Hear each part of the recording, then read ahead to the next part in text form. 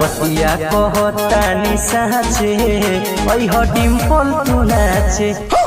देखो लो हमार सार इतना हरामी हो गल बड़ा सन के सरवा कबो न सुधरिया सन। क्यों क्या हुई ना मतलब देखो लो खेसारी लाल यादव के आज जन्मदिन ह तो सरवा गाना गईले बा के यह डिम्पल तू नाचे, मतलब डिम्पल सिंह के नाचे खातिर बोलावता। तोरा कैसे पता के डिम्पल सिंह के कहता? सरौ पोस्टरवा पर है तार मौसी हई।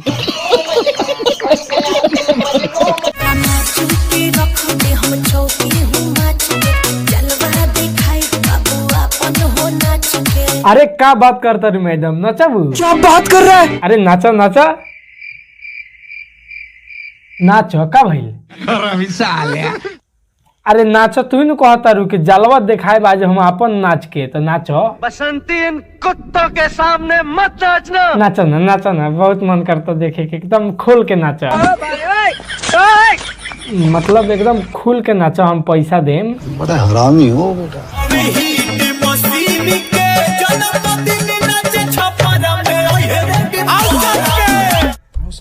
ओहे छापारा में नाचे रे डिम्पालावा। देखो लो इसार डिम्पालवा के नाचे खातिर तो ऐसे बोलावता जैसे एकर बाबूजी डिम्पालवा के करा नामे बैनामा करा देले बाड़े।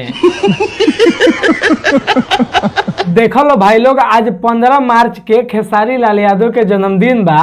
तो खेसारी लाल यादव के जन्मदिन पर बहुत सारा गाना आवता। टुनटुन यादव गईले बाड़े, मोनू अलवेला गईले बाड़े, और भी बहुत ज्यादा कलाकार खेसारी लाल यादव पे गाना गईले बाड़े इनका जन्मदिन के बधाई देके। वेल डन। लेकिन यही बीच में कोनो कोनो सार इतना चुतियापा कैले बाड़ा सन कि डिम्पल सिंह के कहता सन के अहे नाचे खातिर तही करिए तहु करिए।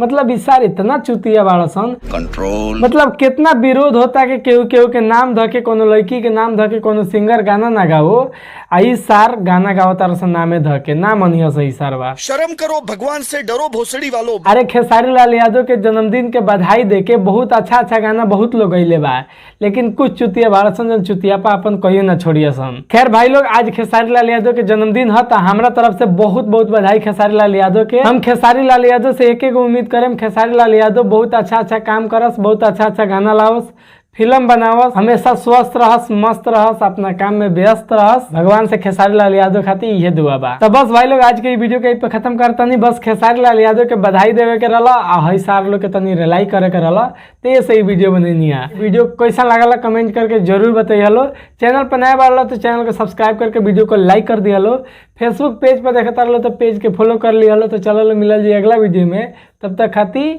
By by.